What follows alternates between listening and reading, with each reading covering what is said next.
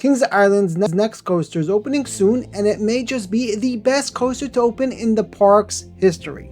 With their last major coaster opening way back in 2020, it's about time for them to get something new. Kings Island also just got out a brand new family coaster for 2024, so we're likely looking at an insane thrill coaster opening here for the 2026 season. There's even some evidence pointing to the park opening what could potentially be one of the weirdest yet most expensive coasters in Cedar Fair history. Kings Island is also missing that elite #1 thrill machine, and many people still rank the park's wooden coaster Mystic Timbers ahead of both the B&M Giga and the B&M Hyper at this park. Kings Island could very well use an elite standout coaster to replace Vortex and complete their lineup, thereby solidifying them as one of the best amusement parks in the country. Kings Island's next coaster will surely be exciting, but I think it might be a pretty surprising and shocking new addition. Ever since Cedar Fair purchased Kings Island, they consistently invested in the park, building new top-tier coasters every couple of years. Kings Island got their B&M Hypercoaster Diamondback early on, following that up with their B&M inverted coaster Banshee in 2013. Both of the B&Ms the park opened were some of the best rides of their kind, especially Diamondback, which would often be touted as the #1 hypercoaster in the world. In 2017, the park opened Mystic Timbers, a brand new wooden coaster built by GCI. The new coaster would instantly become one of the best wooden coasters in the world, and today, many still rank it as the #1 coaster in the park. 3 years later, in 2020, the park opened their brand new Giga coaster built by B&M. Named Orion, this coaster wasn't quite the best Giga built, however, it was still a Giga. The park also removed Vortex in 2019, leaving a massive plot of land for a brand new major thrill coaster. In 2024, Kings Island temporarily reset their coaster clock, opening a small family Vekoma Boomerang. 2026 marks 2 years from the park's latest coaster and 6 years from their latest major coaster. That's why it will likely be the year Kings Island opens their next coaster, and what they open will likely be a rather large addition. There are a couple of options for Kings Island's next coaster that will be great fits at the park, but there are also some strange options the park has pointed to. Kings Island may also be looking for that elite #1 coaster, and they may be opening the most expensive and best coaster in the park's history. The most obvious way for Kings Island to build an insane #1 coaster would be for them to contract Rocky Mountain Construction to build a ground-up RMC Hyper Hybrid in Vortex's plot of land. They could pay homage to Son of Beast with this new coaster, and it could easily become the #1 in the park and possibly compete for #1 in the world. Cedar Fair doesn't love working with RMC though, so this is not the most likely option. I wouldn't totally rule it out though, especially being that the Six Flags merger may shake things up and Cedar Fair may be willing to give RMC another chance. A more likely option for Kings Island's next coaster would be an extreme spinning coaster from Mack Rides. Kings Island follows a similar pattern to Carowinds when it comes to opening new coasters, and Carowinds' last coaster was a multi-launch coaster from Mack Rides. Copperhead Strike was a great success for Carowinds. It would make a lot more sense for Cedar Fair to put in an extreme spinning coaster at Kings Island instead of the standard traditional multi-launch coaster.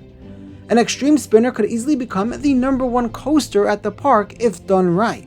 My only issue with this coaster, however, is the fact that the park sent out a survey allowing guests to vote on what they would want to see at the park in the future, with 4 potential future coasters listed, one of which was a Mack Extreme Spinner, and it looked pretty pathetic. If this is the extreme spinner Cedar Fair is offering, then I don't think an extreme spinner is the best option.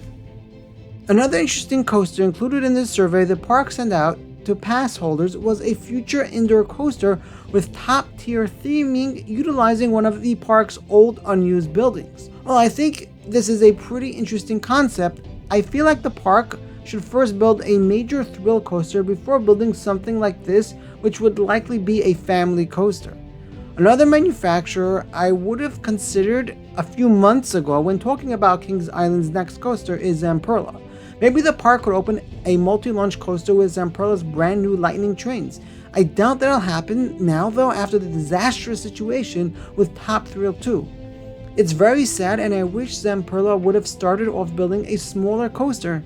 But they went for the craziest they could go, and now for all we know, they may never build another major coaster again. How can I do a video like this without mentioning Vekoma? Vekoma has been working with Cedar Fair a lot on smaller coasters lately, and Six Flags just purchased the Flash 2nd generation Boomerang from them as well. I think Vekoma is a very likely option for Kings Island, and a multi-launch coaster from this manufacturer would be a very realistic and incredible option for the park's next coaster. Kings Island loves working with B&M, and there are a couple of options that could work here. The park suggested a potential 300-foot dive coaster as an option, and while that would be pretty cool and it would give the park another Giga coaster, I'm not sure it's the best fit for the park's next coaster.